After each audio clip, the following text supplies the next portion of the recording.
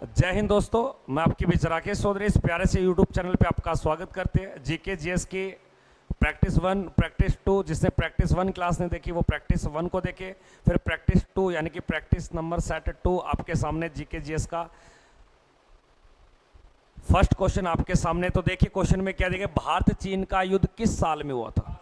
अगर आपसे पूछ ले भारत और चीन का युद्ध के बारे में पेपर में अक्सर पूछा जाता है, लाडले युद्ध से रिलेटेड है, अक्सर पेपर में पूछता है भारत और चीन की लड़ाई, आप पूछ लेगा भारत और पाकिस्तान की लड़ाई। हालांकि आपको बताना चाहता हूं भारत और चीन की जो लड़ाई हुई थी वो फेमस आपके एक लड़ाई है जिसे बोलते हैं आपके 1962 का युद्ध। इस 1962 के युद्ध में भारत हारा था जबकि चीन जीता था। और इस 1962 के अंदर देश में पहली बार राष्ट्रीय आपातकाल को लागू किया गया था। किसके समय, तो याद रखना आपके पंडित जवाहरलाल नेहरू के समय। तो पहला प्रश्न यहां से क्या बनता है कि देश में पहली बार राष्ट्रीय आपातकाल किसके समय लगाया गया। तो देश में पहला राष्ट्रीय आपातकाल 1962 में पंडित जवाहरलाल नेहरू के समय भारत और चीन के युद्ध के समय लगाया गया था। राष्ट्रीय आपातकाल अनुच्छेद 352 के तहत लगता है। और चीन और भारत का युद्ध कब हुआ था, तो आप इसका राइट उत्तर क्या बताओगे, 1962। क्या बताओगे, 1962। आप ध्यान से सुनना, अगर आपको प्रश्न मिल जाए भारत और पाकिस्तान की लड़ाई कब हुई थी, भारत और पाक की लड़ाई, तो भारत और पाक का युद्ध की अगर प्रश्न आए तो याद रखना कुल 3 युद्ध है। कितने युद्ध है, 3 युद्ध है। एक 1965 का, 1971 का, 1999 का। तो यहाँ पे राइट उत्तर हो जाएगा आपके एक तो 1965 का और एक आपके 1971 का और एक आपको याद रखना 1999। और 1999 के युद्ध को बोलते हैं कारगिल युद्ध। और इन तीनों युद्ध में याद रखना, तीनों युद्ध में जो विजय प्राप्त की है वो किस देश ने प्राप्त की है, इंडिया ने। तो एक नया प्रश्न और बन जाता है कि भारत और पाकिस्तान के मध्य कब कब युद्ध हुए। तो 3 युद्ध आपको बताने, एक 1965 का, 1971 का और 1999 का। 1999 के युद्ध को बोलते हैं कारगिल युद्ध कहा जाता है। जो 1971 का है ये पूर्वी पाकिस्तान और भारत के साथ हुआ, जिसमें पूर्वी पाकिस्तान के हिस्से को आज वर्तमान में बांग्लादेश के नाम से जाना जाता है। तो आपसे अक्सर पेपर में आता है कि जब भारत और पाकिस्तान की लड़ाई होने के बाद पूर्वी पाकिस्तान हिस्सा आज वर्तमान में कौन से देश में बदल गया, तो आप बोलोगे सर बांग्लादेश। और वह कौन सा युद्ध था, तो बोलोगे सर 1971 का युद्ध। तो युद्ध में 3 बातें और याद रखिए। अगर आपसे कोई पूछ ले कि बाबर वर्सेस आपके इब्राहिम लोदी, इनके बीच में युद्ध कब हुआ था, इनके बीच में युद्ध, तो याद रखना 1526 में।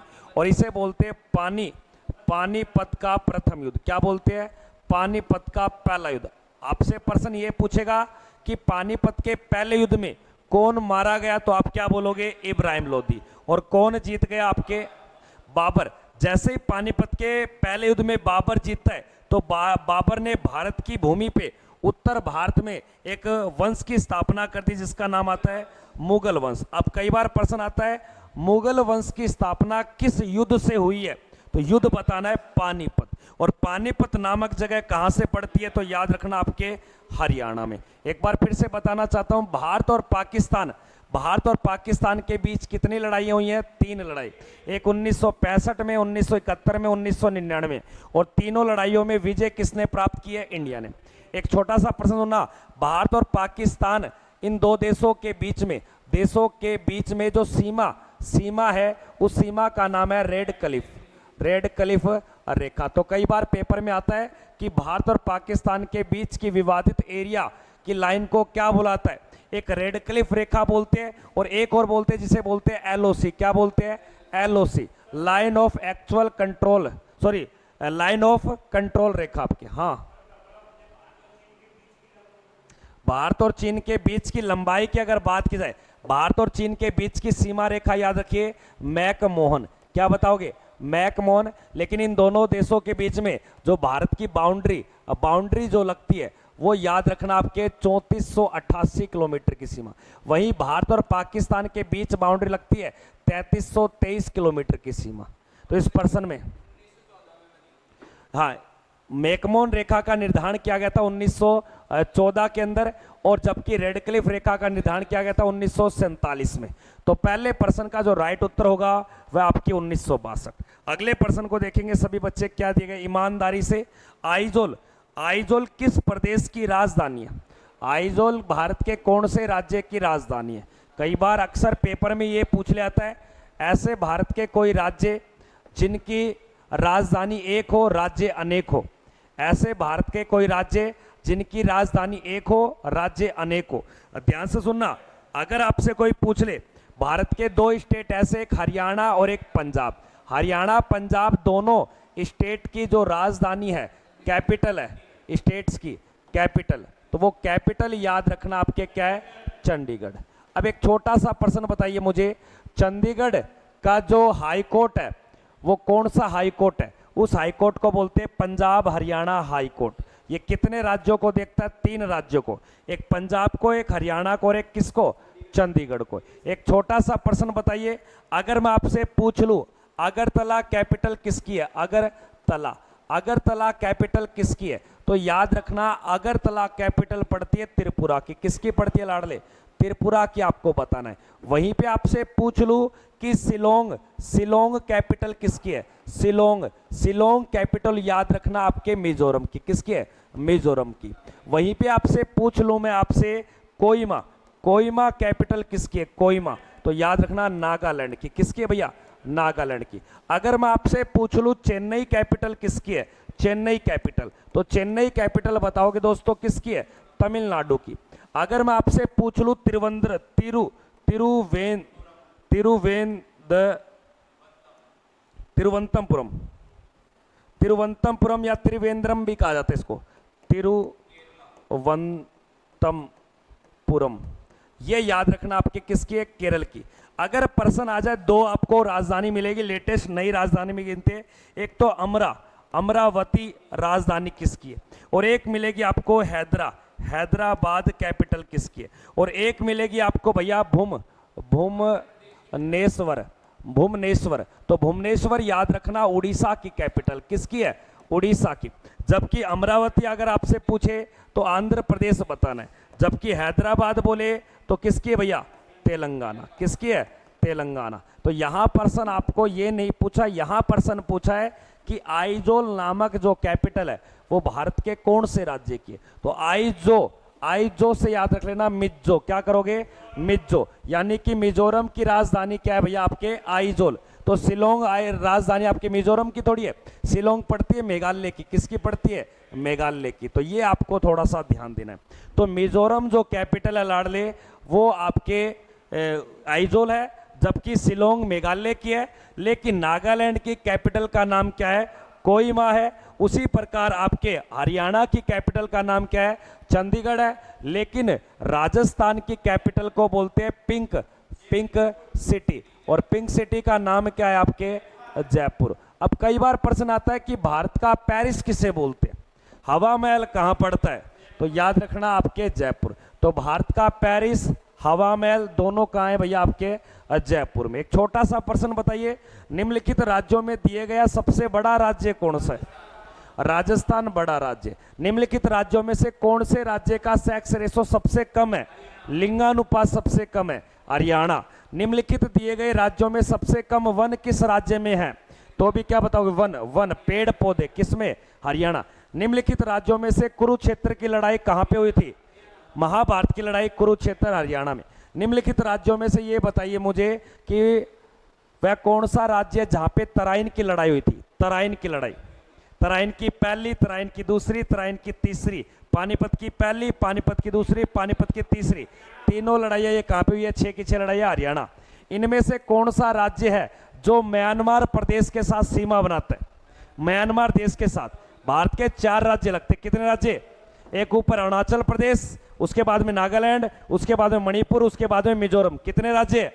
2 राज्य, एक नागालैंड और एक मिजोरम। इनमें से वह कौन सा राज्य है जो पूर्ण रूप से भारत के अन्य राज्यों में सबसे ज्यादा रेगिस्तान, सूखा, मरुस्थल देखा जाता है? राजस्थान। और राजस्थान के नृत्य का नाम क्या है? घूमर नृत्य। क्या भैया? घूमर। अगले प्रश्न को देखिए क्या दिया गया। नेक्स्ट प्रश्न शानदार प्रश्न है लाडले, अच्छे से लगाना।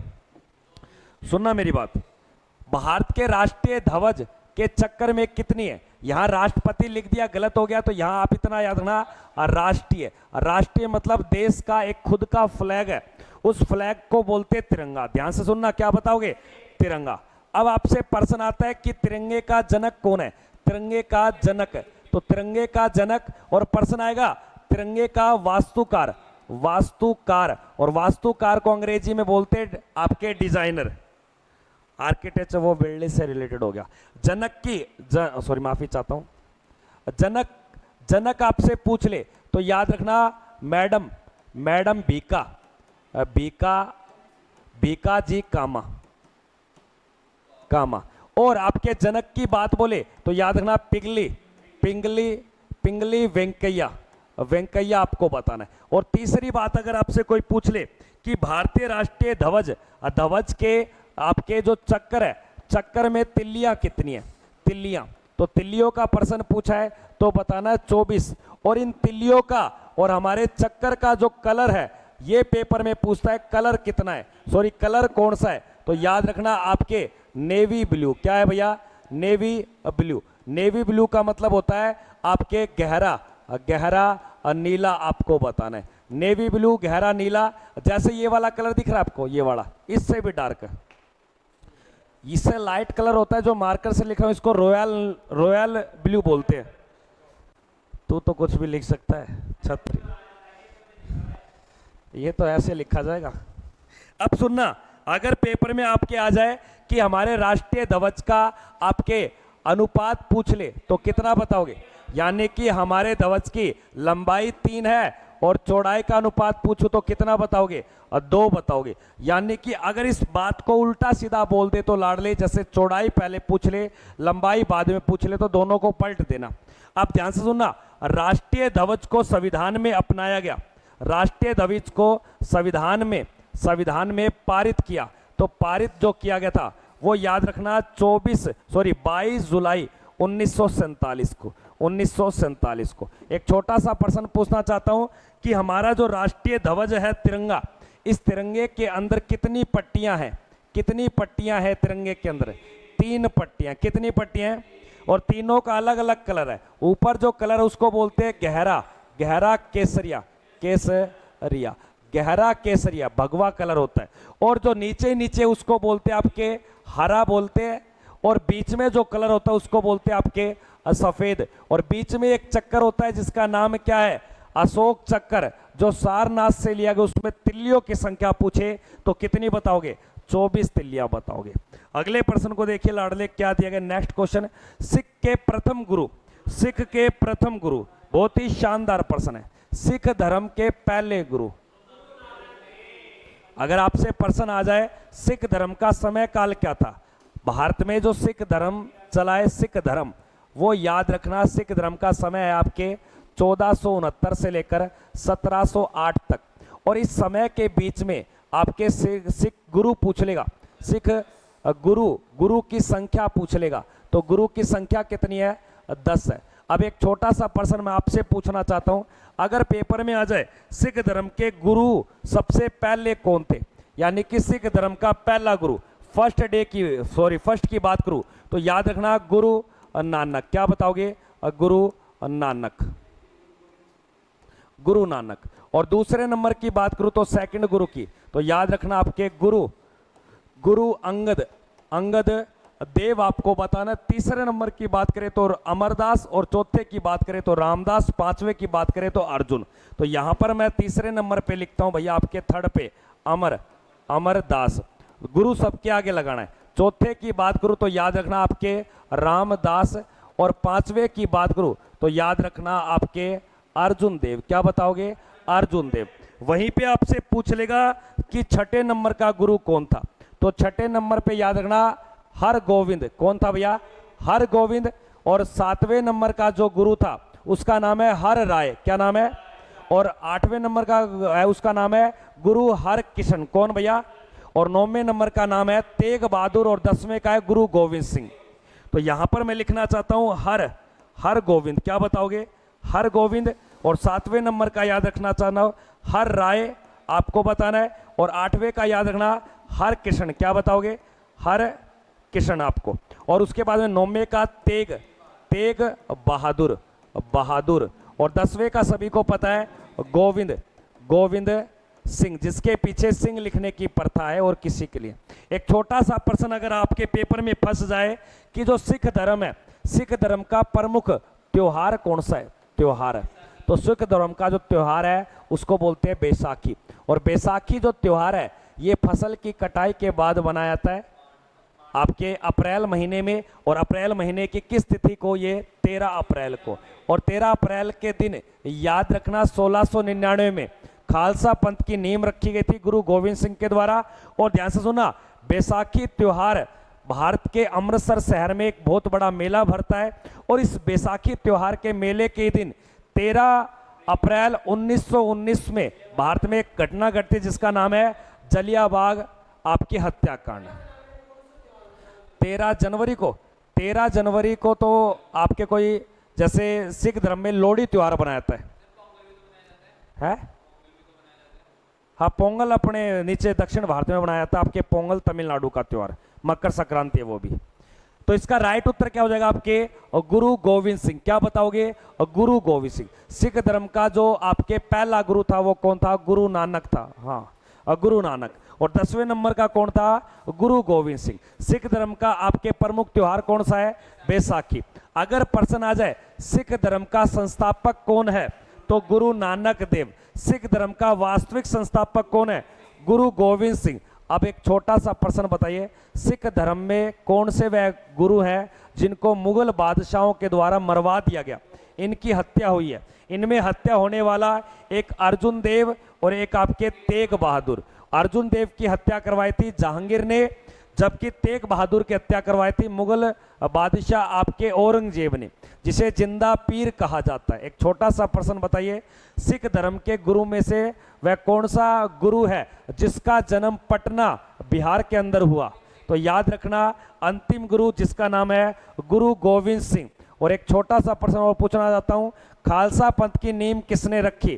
तो याद रखना गुरु गोविंद सिंह ने। और एक छोटा प्रश्न और है, हिमाचल प्रदेश में सतलुज नदी की सहायता से 324 गांवों को पानी की सहायता करवाने के लिए एक गोविंद सागर जलाशय, एक झील का निर्माण करवाया। और वो भी कौन था? सिखों के अंतिम यानी कि 10वें गुरु। तो इस प्रश्न से इतनी ही जानकारी मिलती है।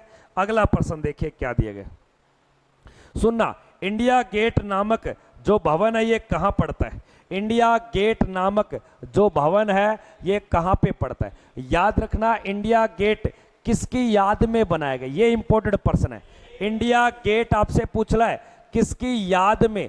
याद में बनाया गया एक स्मारक है, स्मारक। तो ये याद में बनाया गया स्मारक है जो याद रखना प्रथम वर्ल्ड वार में भारतीय शहीद आपके कौन भैया? सैनिक या जवान, उसकी याद में ये बनाया गया। और इंडिया गेट को जो बनाया गया था कब? 1921 में। और इसका जो वास्तुकार डिजाइनर जो था वो याद रखना एडविन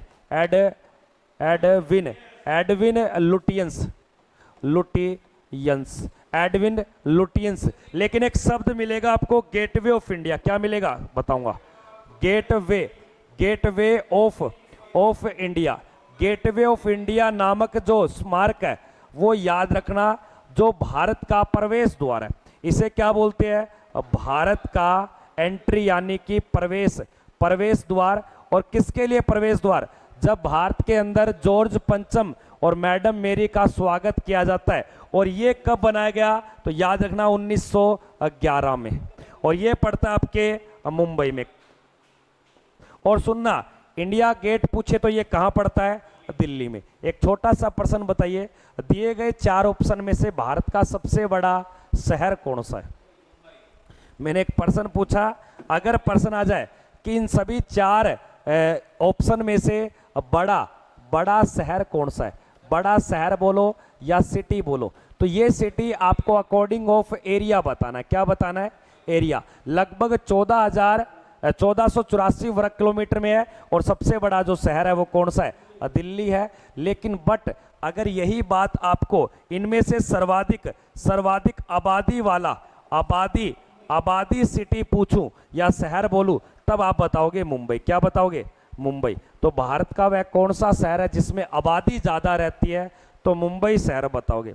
लेकिन मुंबई महाराष्ट्र में एक जिला पड़ता है ठाणे, भारत का सबसे बड़ा जिला जहां जनसंख्या ज्यादा रहती है, तब ठाणे बताना है। सिटी और डिस्ट्रिक्ट दोनों अलग अलग चीज है, क्योंकि सिटी छोटे लेवल पे वो कस्बा है, जिला आपके सरकारी कार्यालयों के लिए बनाया जाता है, जैसे तहसील हो गया, जिला हो गया, उप तहसील हो गया, ठीक है ना। अब सुनना मेरी बात, एक छोटा सा प्रश्न है, इनमें से वह कौन सा शहर है जहां सबसे पहले मेट्रो रेल चलाई गई? इनमें से दिल्ली है, लेकिन ओवरऑल इंडिया में सबसे पहले मेट्रो चली थी आपके कोलकाता शहर में। कहां चली थी? कोलकाता। लेकिन इस पर्सन में आपके क्या हो जाएगा? सेकंड मेट्रो ट्रेन भारत में कहां चली थी? दिल्ली। पहली रेलवे लाइन, रेल व्यवस्था कहां चली थी? मुंबई से थाने, 34 किलोमीटर की डिस्टेंस शुरू की थी। हाँ, 1853 में चलाई गई थी। अगले प्रश्न को देखिए लाडले, क्या दिया गया? नेक्स्ट प्रश्न बहुत ही शानदार प्रश्न है। यूक्रेन, एक शब्द दिया गया आपको, यूक्रेन की राजधानी क्या है? यूक्रेन एक कंट्री है, यूक्रेन और पीछे रूस का युद्ध बहुत ही फेमस रहा। यूक्रेन की कैपिटल का नाम बताइए लाडले, अक्सर पेपर में पूछा जाता है। यूक्रेन और राष्ट्र की जो राजधानी, बहुत ही शानदार प्रश्न है। एक बात बताइए मुझे, डबलिन कहाँ की कैपिटल है? डबलिन कैपिटल कहाँ की है? कुछ कैपिटल लिखता हूं, जैसे मैंने कैपिटल लिखी आपके सामने। एक कैपिटल का नाम है सिंगापुर सिटी। सिंगापुर सिटी किसकी है? एक कैपिटल लिखी मैंने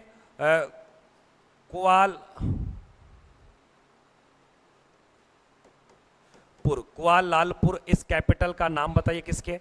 एक कैपिटल लिखी मैंने मनीला, और एक कैपिटल का नाम लिखा मैंने ओटावा, और एक कैपिटल का नाम लिखा मैंने आपके सामने दोहा, और एक कैपिटल कतर कंट्री है या दोहा कंट्री है? कतर कंट्री, दोहा कैपिटल है।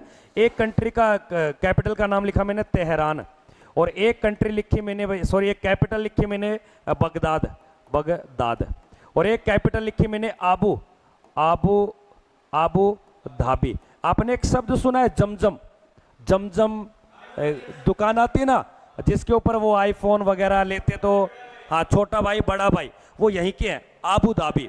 और आबू धाबी जो पड़ता है वो याद रखना आपके यूएई, इसको बोलते हैं संयुक्त अरब इमारात।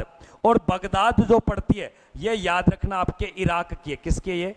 इराक की। और जो तेहरान है ये याद रखना आपके किसकी है? ईरान की। और दोहा याद रखना आपके कतर, जो 2022 के फीफा फुटबॉल मैच हुए थे वो यहीं हुए थे। ओटावा याद रखना आपके कनाडा के। कहाँ की है? कनाडा की। मनीला की अगर बात करूं तो मनीला याद रखना ये किसकी है? फिलीपींस की। किसकी भैया? फिलीपींस आपको ध्यान देना है। और आपके कुआलालंपुर ये आपके मलेशिया के, मलेशिया। और उसके बाद में जो सबसे ऊपर लिखा गया है सिंगापुर, तो नाम से पता चल रहा है सिंगापुर की है। एक शब्द लिखा मैंने नई दिल्ली। क्या लिखा है? नई दिल्ली। अब नई दिल्ली किसकी कैपिटल है? तो बोलोगे सर इंडिया की, भारत की। इस प्रश्न का राइट उत्तर होगा यूक्रेन की राजधानी का नाम है कीव, जबकि डबलिन याद रखना आपके आयरलैंड की। किसकी है? आयरलैंड की। लेकिन एक नाम मिलेगा बर्लिन। क्या नाम मिलेगा?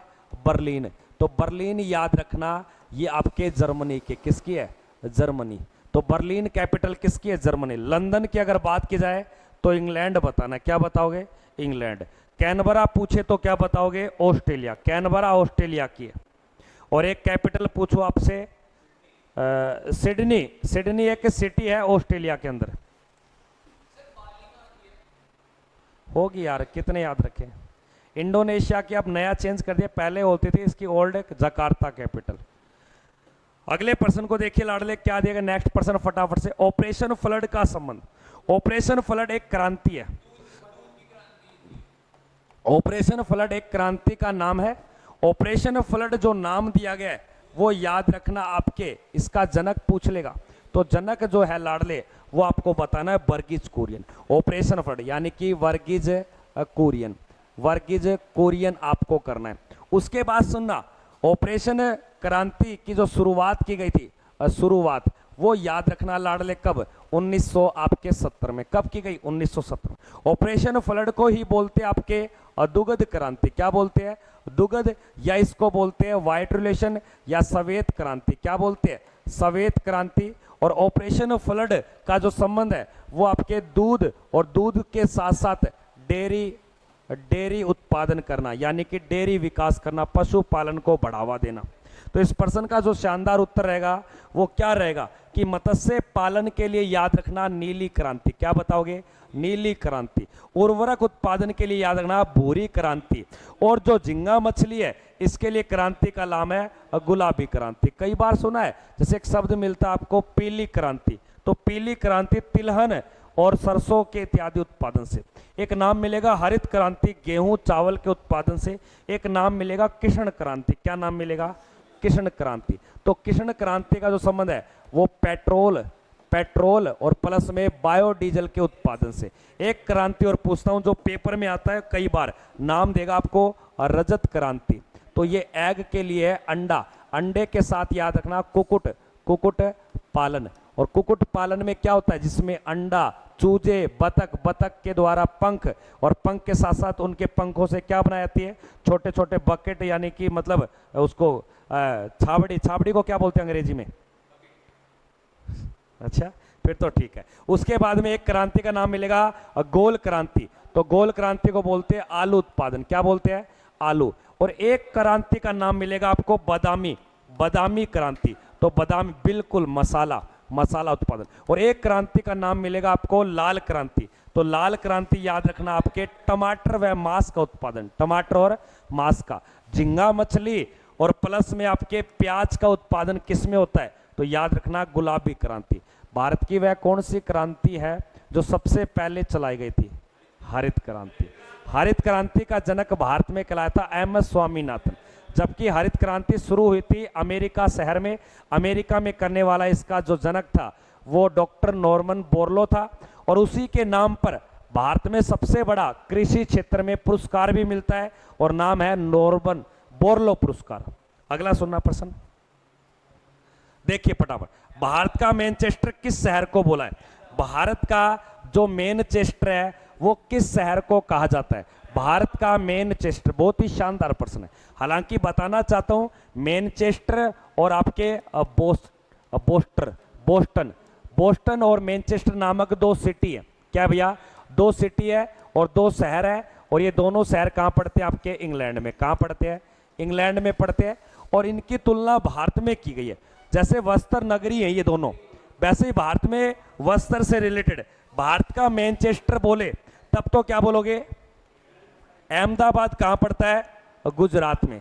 लेकिन पर्सन आपको डायरेक्शन पूछेगा, जैसे बोलेगा नॉर्थ इंडिया यानी कि उत्तर भारत का मैनचेस्टर, तो याद रखना कानपुर।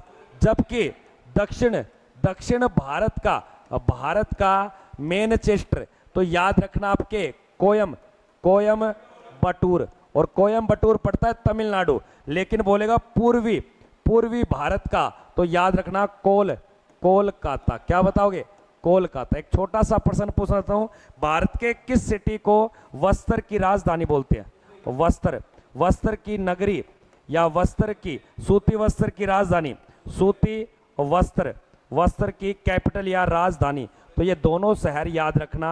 भारत का आर्थिक कैपिटल भारत की मुंबई।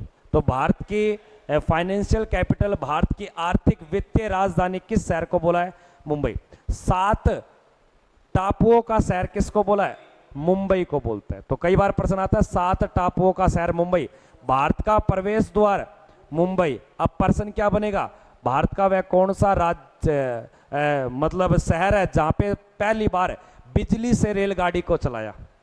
तो बिजली से रेलगाड़ी यानी कि विद्युत, बिजली बोलो, बिजली रेलगाड़ी, रेलवे।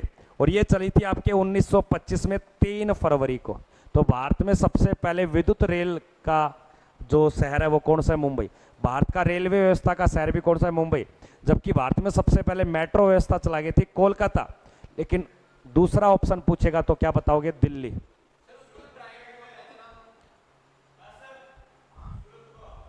सूरत को डायमंड सिटी बोलते हैं। देखिए, तुलबुल बांध परियोजना का संबंध भारत के किस राज्य से? एक डैम है लाडले, जैसे कई डैम मिलेंगे, एक डैम मिलेगा आपको बाकड़ा, बाकड़ा,